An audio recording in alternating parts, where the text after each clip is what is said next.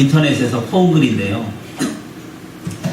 저한테는 많은 은혜가 되더라고요. 그래서 오늘 이 감사절 때 이 시를 한번 낭송해주면 참 좋겠다 그런 생각이 들어가지고 했는데, 우리가 이 감사는 내가 얼만큼 가졌느냐 안 가고 있냐 조건이 아니라 내 마음속에서 만들어진 해석이라는 거예요. 그래서 내가 지금 가진 것이 아무것도 없어서도 감사를 하자고 맘만 먹으면 내 몸이 멀쩡한 거, 내가 걸어 다닐 수 있는 거, 이것도 다 감사할 수밖에 없는 거예요. 저기 한도병원에 저번에 입원했다 이렇게 보니까 교통사고가 나갔고 다리를 기부스하고 여기도 기부스하고 이렇게 하고 걷지도 못하는 사람을 보면서 저는 사지가 멀쩡한 거에 대해서 감사할 수 있어요. 감사는 사실은 조건이 아니라 우리들의 마음이에요. 그래서 이 감사절에 우리가 좀 감사를 생각할 수 있는 그런 은혜가 있었으면 좋겠어요. 여러분, 많은 그리스도인들은요, 우리 예수 믿는 사람들은 천국을 소망하면서 천국에 가고 싶어요. 천국 가기 싫은 사람 있으세요? 그런데 현재로는 우리가 살아서는 결코 갈 수 없는 곳이 천국입니다. 혹시 에녹이나 엘리야나 되면 모르겠지만 우리가 살아있는 동안에는 천국에 갈 수가 없어요.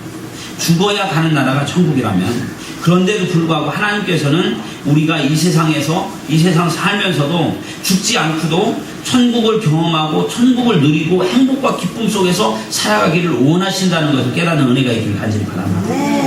그래서 오늘 우리가 읽은 이 본문은요, 이 세상에서 천국에 가지 않았지만 이 세상에서 살아가면서 천국의 백성으로 천국을 누리며 살아갈 수 있는 비밀에 대해서 오늘 본문은 이야기하고 있습니다. 여러분, 제가 이 얘기를 하면 사는 게 좀 치열하고 사는 것이 너무나도 힘든 상황 속에서 내 앞에 어떤 일이 닥쳤을지도 모르는 상황 속에서 내가 어떻게 천국을 경험할 수 있을까, 이렇게 말할 수 있겠지만 오늘 우리가 이 말씀의 비밀을 제가 한번 풀어보고자 합니다. 오늘 본문을 다시 한번 읽어본다면, 감사함으로 그의 문에 들어가며 찬송함으로 그의 궁정에 들어가서 그에게 감사하며 그의 이름을 송축할지어다 라는 말에 우리가 천국에 들어갈 수 있는 비밀이 숨겨져 있다는 겁니다. 그래서 여러분, 오늘 백합교회가 창립된 지 5년이 됐습니다. 2008년 12월 6일 날 창립됐습니다. 그리고 오늘은 또 추수감사 예배로 우리가 드립니다. 우리가 너무나도 감사하고 이 감사의 내용으로 설교를 해야겠다고 성경을 여기저기 이렇게 뒤지다가 가만히 생각하면 오늘 본문이 제 눈에 딱 마주쳤어요. 오늘 이 본문의 말씀 속에 우리가 깨달아야 할 거, 우리가 한번 짚고 넘어가야 할 중요한 것이 숨겨져 있구나, 이것을 깨달았습니다. 그래서 저는 오늘 본문의 말씀 속에 감사와 찬송이 어떤 비밀이 숨겨져 있는지 말씀을 통해서 여러분들과 함께 나누려고 합니다. 첫 번째, 여러분, 감사는요, 천국의 문을 여는 열쇠입니다. 다 같이 해봅시다. 감사는 천국의 문을 여는 열쇠. 오늘 감사함으로 그의 문에 들어가서 이렇게 얘기했어요. 그의 문. 다 같이 해봅시다. 그의 문. 감사하면 그의 문에 들어간다라고 해요. 그의 문. 그의 문이 뭐냐면, 영어로는 이렇게 저 하면 안 되는데, 영어는 his gate. 다 같이 따라해봅시다. 이거까지. 영어 한마디 합시다. his gate. 이 게이트가 문이에요. 그 공항에 비행기를 타고 어디를 가려고 할 때 공항에 몇 번 게이트가 있어요. 게이트가 문이에요. 37번 게이트는 37번 문으로 들어가는 게이트. 히스 게이트, 그의 문. 뭐냐면 감사를 하면 그의 문에 우리가 들어갈 수 있다. 그의, 여기서 그는 누구냐면 여호와 하나님입니다. 우리 감사를 하면 하나님의 문, 어디? 하나님이 다스린 천국의 문을 열고 들어가게 된다. 우리가 안 죽었는데도 감사를 하면 하나님의 문을 하늘나라의 문을 열고 우리가 그 안에 들어가게 된다, 이런 얘기예요. 여러분, 제가 이제 이걸 좀 설명을 해드리려고. 부다페스트라는 나라가 어디냐면 헝가리의 수도인데, 거기에 한 사람이 랍비를 찾아와서 불평을 합니다. 뭐라고 하냐면, 저는 산다는 게 지긋지긋해서 견딜 수가 없습니다. 랍비님, 저는요 한 방에 9사람이 살고 있습니다. 방 하나에 9명이 살고 있대요. 그래서 제가 어떻게 했으면 좋겠습니까? 지긋지긋해 죽겠는데, 그랬더니 이 말을 들었던 랍비가 뭐라고 얘기를 하냐면, 여보게, 그 방 안에, 자네 방 안에 자네 염소를 들여놓게나, 이렇게 얘기를 합니다. 그랬더니 랍비는 이 말을 듣고 믿을 수 없다는 듯이 쳐다보면서 랍비를 랍비를 쳐다봅니다. 그랬더니 랍비가 뭐냐면, 여보게 내 말대로 시행해보게나 일주일 뒤에 그리고 다시 찾아오게. 그러니까 방에다가 9명 살아서 비주가 죽겠다는데 염소 한 마리를 넣어놓고 일주일 동안 살고 다시 오라는 거예요. 일주일 뒤에 찾아오라는 거예요. 일주일 뒤에 그 사내가 찾아왔는데 어땠겠습니까, 분위기가? 일주일 뒤에 그 사람이 찾아왔을 때는 막 인상이 더 찌그러져가고 찍으면서 우리는 도저히 견딜 수가 없습니다. 랍비에게 하소연을 해요. 그 염소가 또 얼마나 더럽고 지저분한지 거기다 똥 싸놓고 정말 죽을 지경입니다. 그랬더니 랍비가 뭐라고 했냐면, 그러면 다시 자네 집으로 들어가서 이 염소를 밖으로 내보내게. 그리고 나서 염소를 밖으로 내보내라는 거예요. 그리고 일주일 뒤에 찾아오라는 거예요. 랍비의 말을 듣고 얼굴에 환한 표정을 들어가서 일주일을 살다가 랍비를 다시 찾아왔어요. 그 사람 얼굴은 어떤 표정이냐면, 얼굴이 환한 표정이면서 스승님 산다는 게 얼마나 아름다운지 모르겠습니다. 염소를 바깥에 내보내고 났더니 단지 우리 9사람이 매 순간순간 얼마나 편안하게 지내고 있는지 재미있게 지내는지 모르겠습니다. 이렇게 얘기를 하는 거예요. 여러분, 무슨 얘기입니까? 한 방에 9명이 살고 있다고 막 불평을 했더니 랍비가 뭐냐면, 그러면 자네 집안에다가 염소를 딱 집어넣고 일주일만 살아보라. 염소를 일주일 동안 집어놨더니 막 정말 미치고 환장하겠는 거예요. 다시 염소를 내보내라는 거예요. 그랬더니 염소하고 살 때하고 비교해보니까 너무너무 행복하더라는 거예요. 그래서 너무너무 행복하고 좋아졌다라는 거예요. 여러분, 우리의 삶은, 우리의 인생에서 기쁨과 감사는 상황의 문제라기보다는 우리 마음의 문제라는 걸 말하고 있는 겁니다. 우리 감사는 상황의 문제가 아니라 내 마음의 문제라는 거예요. 이 세상을 살아가고 있는 우리가 어떤 마음으로 살아야 하는지 말해주고 있습니다. 원망과 불평을 가지고 산다면 우리의 기분은 자꾸만 나빠집니다. 우리의 기쁨을 빼앗깁니다. 괴로워집니다. 짜증나집니다. 그리고 아무리 좋아한 것도 다 뺏기고 말아요. 그 어느 집안에 아버지가 물려준 유산이 있었는데, 그 땅이 개발되어 갖고 그 땅이 수십억 원대의 재산, 수백억 원대의 재산이 됐어요. 근데 문제는 그 유산에 대해서 큰아들이 장남으로서의 지분을 요구를 합니다. 큰아들이 큰아들이 최고 많이 갖는다고 하더라고요. 큰아들은 큰아들의 법을 요구해요. 둘째는 형제인데 공평하게 33.3%씩 분배해야 되냐 싸우는 겁니다. 막내는 뭐냐면, 아버지가 가장 사랑하는 자식한테 많은 유산이 돌아가야 하는데 아버지의 유언장을 공개하라는 거예요. 형제들이 막 머리 태고 싸우는 거예요. 큰아들은 장남으로서의 권한을 요구하고, 둘째 아들은 공평한 분배를 요구하고, 막내는 가장 자기를 사랑해줬었던 그 사랑받은 만큼 공급받아야 한다는 거예요. 결국 이 세 형제가 재산 분쟁으로 가서 소송까지 가고요, 서로 미워하고 물어뜯고 전쟁통이 돼서 형제 간의 금은 다 깨지고 말았어요. 만약에 욕심을 내려놓고 감사하면서 서로 나누어 가졌다면 그들은 그 재산으로 좋은 차도 타고 그 좋은 집도 사고 좋은 음식도 먹고 행복하고 우애 있게 살 수가 있었을 텐데, 그들의 마음은 감사라는 마음을 잃어버렸다. 그래서 재판을 했는데 어떻게 됐는지 알아요? 판사가 유언장을 공개하라. 그의 어머니가 유언장을 공개하고 유언장을 집행했어요. 근데 유언장이 뭔지 아세요? 유언장의 내용이 뭐냐면, 만일 아들들이 유산으로 반목하고 불황한다면 이 자신의 재산을 사회에다가 환원해버려라 라는 유언을 했어요. 그 수백억 원의 재산이 사회로 환원돼서 나갔어요. 답줬던 게 왜 지붕 쳐다보듯이 입만 쫙쫙 벌리고 있었어요.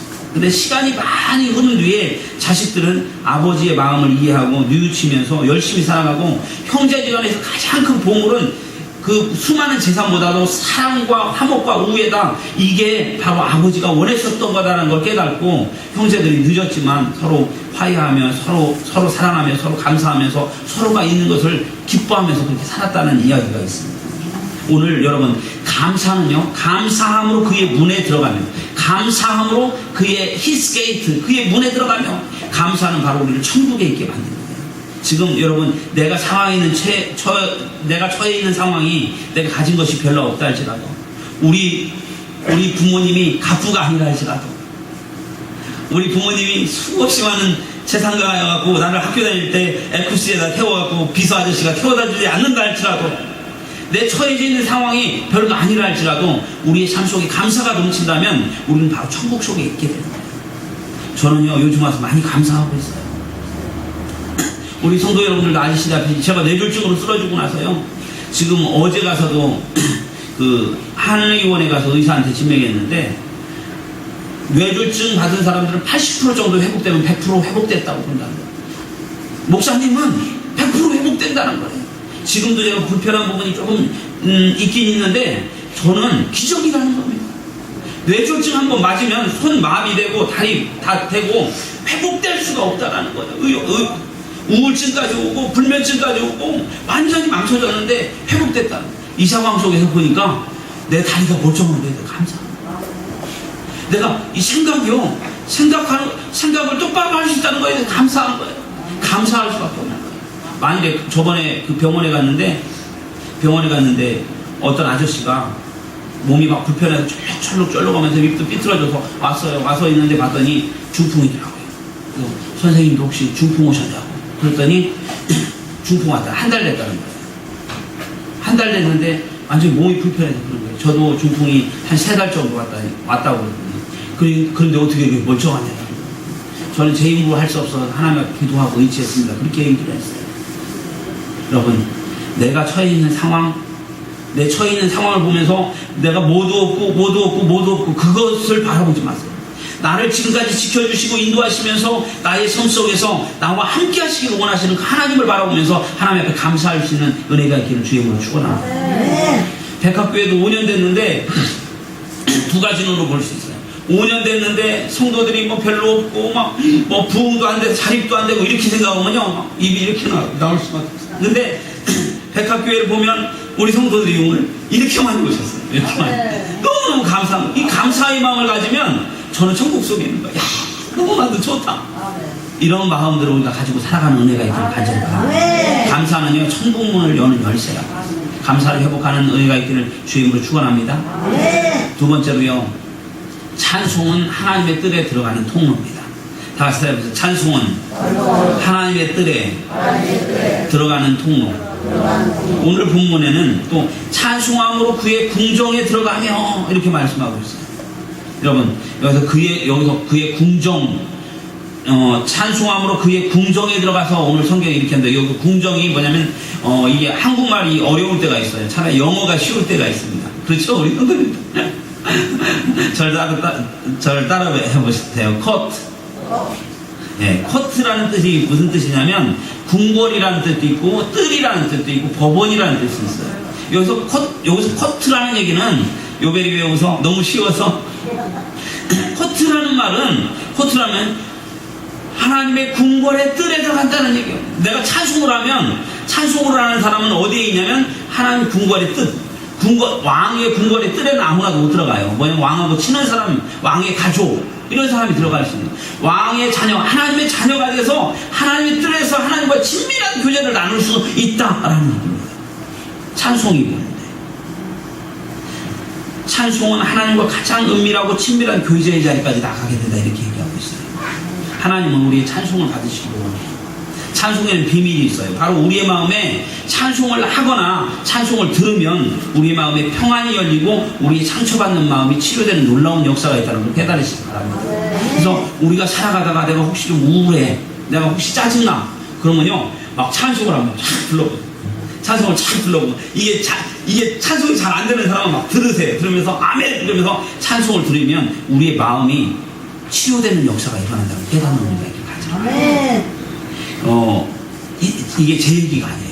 이스라엘의 초대 왕이었었던 사울 왕이 악신이 들렸어요. 그래서 막 질병 때문에 괴로워하고 있는데 학자들의 추정으로 하면 그 질병은 아마 우울증과 불면증과 이런 것들이라고 했어요.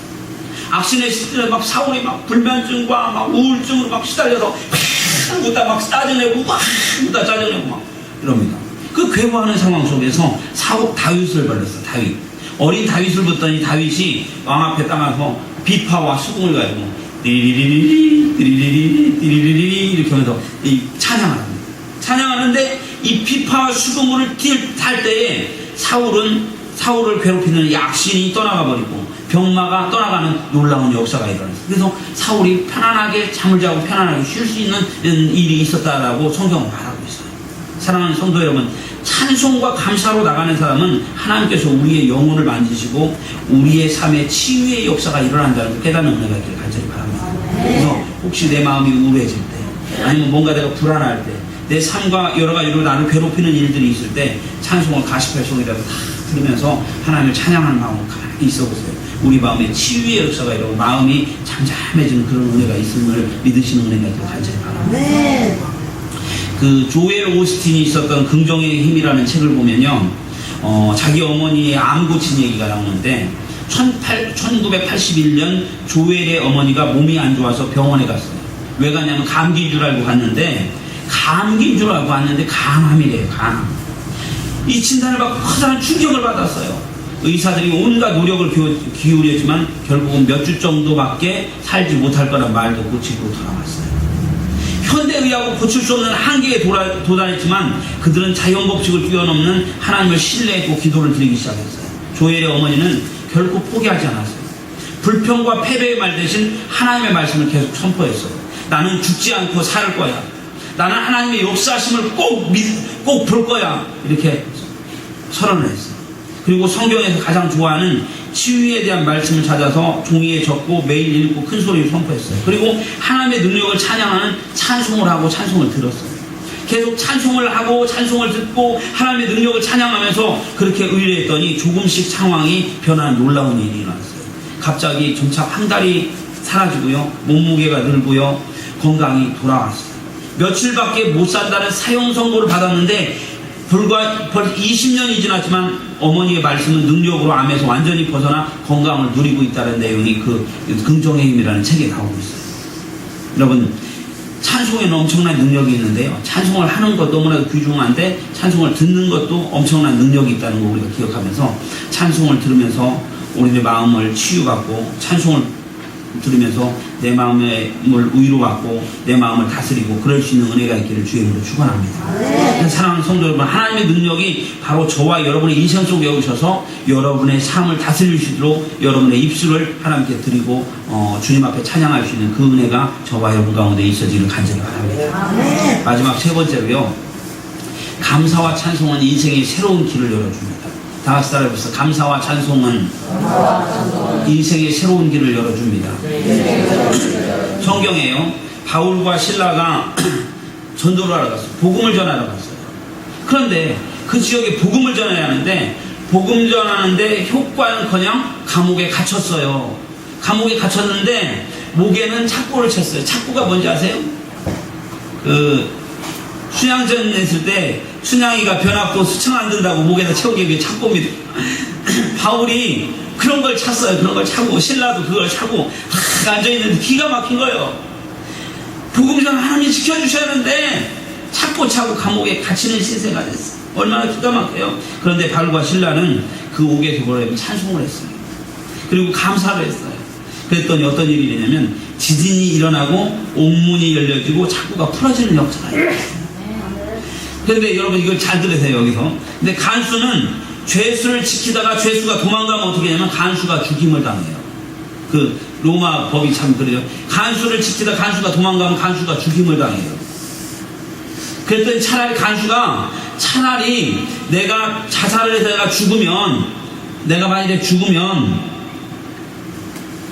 가족들에게는 화가 미치지 않으니까 차라리 내가 명예롭게 죽겠다라고 생각하고 죄수를 놓친 줄 알고 칼을 들어서 죽으려고 하는 딱 순간인데 이때 바울이 막 외칩니다. 우리 도망가지 않았다. 그거 멈춰라.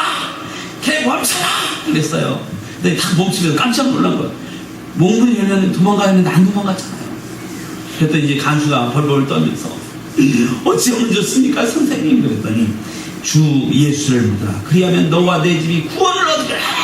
그럼 이 얘기를 듣고 간수가 예수님을 영접했고, 성경에 이건 안 나왔죠. 간수 가족도 예수님을 영접했고, 그 옥에 있는 죄수들이 예수님을 영접했고, 그래서 그 감옥이 교회되는 역사가 일어났어요.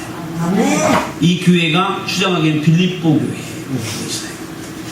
제가 여기서 무슨 얘기를 하냐면 바울과 신라가 찬송을 했더니 뭐냐면 그 지역을 전도해야 하는 일들이 자연스럽게 풀려져 나가는 역사가 일어났다는 거예요. 막혔던 문제가 풀려지고 복음 전파의 일이 수월하게 풀려지는 역사가 일어났다는 거예요. 왜 그런지 아세요?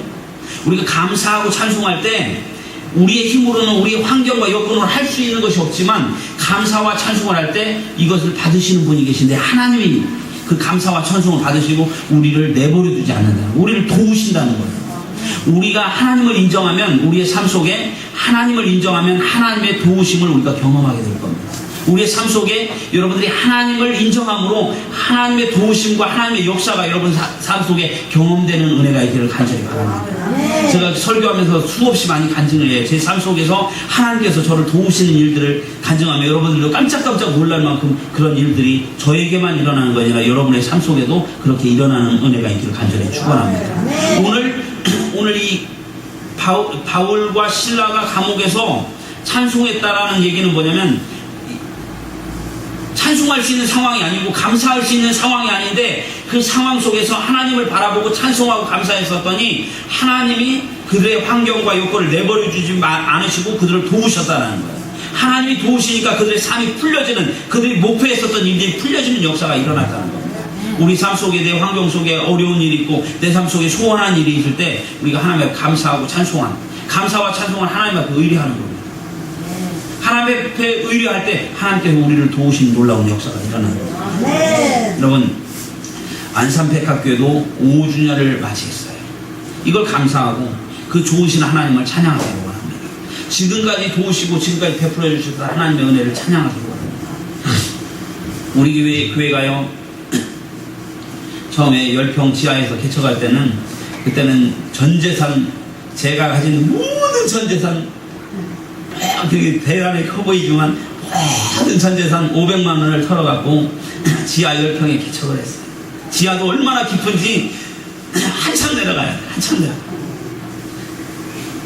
그 상황에서 그 겨울에 내려갔는데 저번에도 간증했지만 수도관이 터져가 물이 꽉 차버렸어요. 물을 양수기로 퍼내고 나서 그 수마가 앓히고 왔었던 그 처참한 환경 속에서 하나님, 이제 2년쯤 지났는데 하나님 옮겨주셔야 되지 않겠습니까? 하나님 옮겨주십시오라고 기도를 했는데 그 다음부터 제가 옮겨주십시오라고 기도한 순간부터 기적이 일어나기 시작합니다. 여기를 지나다니는데 제가 저희 집에서 한 3분 거리를 하나님 앞에 기도했거든요. 전혀 보이지도 않는데 제가 기도했던 그 다음 날부터 차를 몰고 여기를 다니는데 여기 건물이, 이 2층 건물이 45평 임대해갖고 쫙 서서 내려놨더라고요. 알고 보니까요, 여기 이쪽이 1년 동안 벼 있었어요. 1년 동안.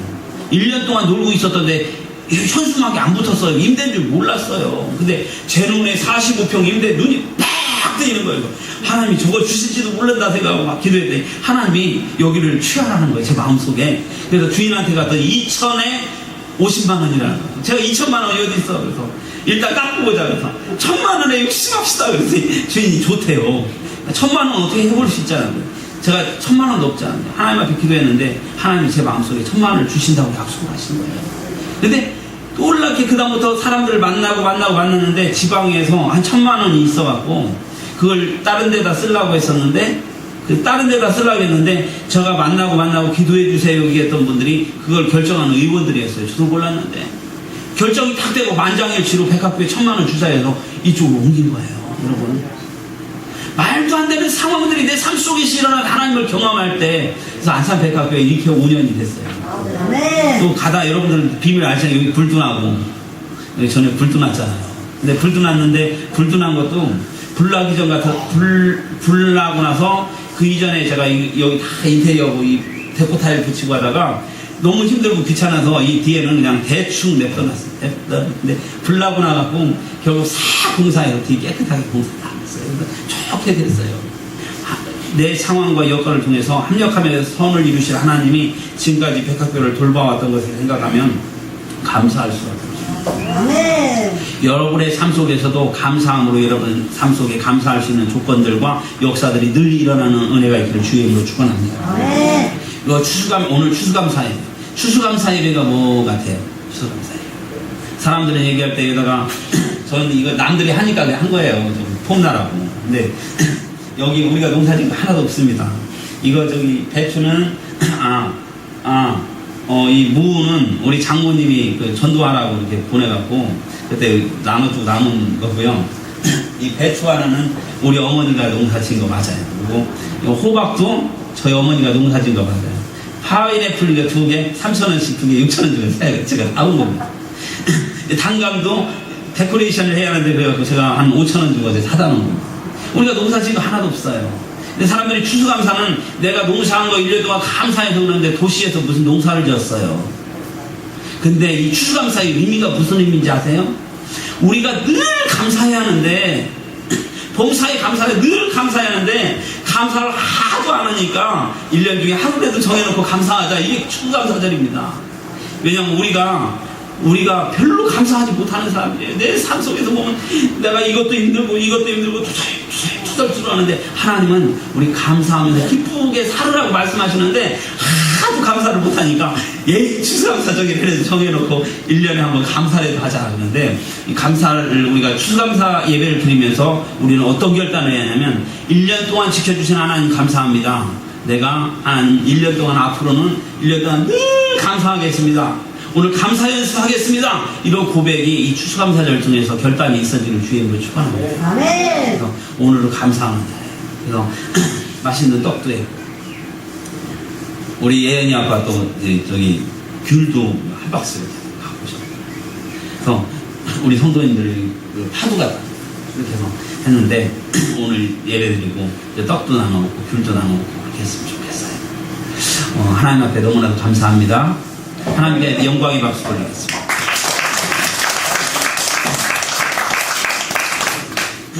기도하겠습니다. 고맙고 감사하신 전능하신 아버지 하나님, 우리는 너무나도 연약해서 우리의 환경을 볼 수밖에 없는 그런 연약한 존재입니다. 그러나 하나님, 우리의 마음속에 복음이 심기어졌으니 우리의 눈과 시선이 달라져서 하늘을 바라보게 하시고 우리를 향하여 도움을 주시는 하나님을 바라보며 우리들의 생각과 시각과 환경을 바꿔나갈 수 있도록 인도하여 주시옵소서. 그리하여 우리가 처해 있는 이곳이 감사의 장소가 되게 도와주시고 기쁨의 장소가 되게 도와주시고 서로 어우러져서 감사를 나눌 수 있는 그런 장소가 될 수 있도록 인도하여 주옵소서. 우리가 감사할 때 서로 부둥켜 안고 서로 얼싸안으며 하나님을 찬양할 때 이곳에 하나님 나라가 이루어질 줄 믿사오니 하나님 저희들의 마음속에 하나님 나라가 이루어질 수 있도록 역사하여 주시옵소서. 우리에게 이루어지는 이 하나님 나라가 우리에게 처해져 있는 환경, 우리에게 처해져 있는 건강의 문제, 우리에게 처해져 있는 물질의 문제, 우리를 옥죄고 있는 여러 가지 수없이 많은 문제들을 이겨낼 수 있는 힘이 될 수 있도록 하나님 역사하여 주시옵소서. 하나님, 우리는 연약하여 할 수 없사오나 성령 하나님 저희들에게 놀라운 은혜를 부어주셔서 저희들이 이 세상을 이기고 감사함으로 모든 것을 극복할 수 있는 하나님의 나라를 이룰 수 있는 그 귀한 마음을 하나님 저희에게 허락하여 주시옵소서. 하나님, 오늘 이 시간 저희들의 감사를 받으시고 저희들의 마음속에 미세하게 찾아와 주셔서 위로하여 주시고 저희를 만져주시기를 원합니다. 수고하고 무거운 짐진자가 다 내게로 오라. 내가 너희를 쉬게 하리라. 우리들 이 세상에서 지친 마음, 이 세상에 너무나도 힘든 마음 가지고 하나님 이곳에 왔습니다. 저희들을 안아주셔서 하나님의 커다란 편팔로 저희들을 안아주셔서 저희들의 삶 속에 귀한 기쁨과 위로가 넘쳐날수록 하나님 역사하여 주시옵소서. 모든 것 감사하며 예수님 이름으로 기도하옵나이다. 아멘. 다 같이 찬송가 50장 부르며 봉헌합니다.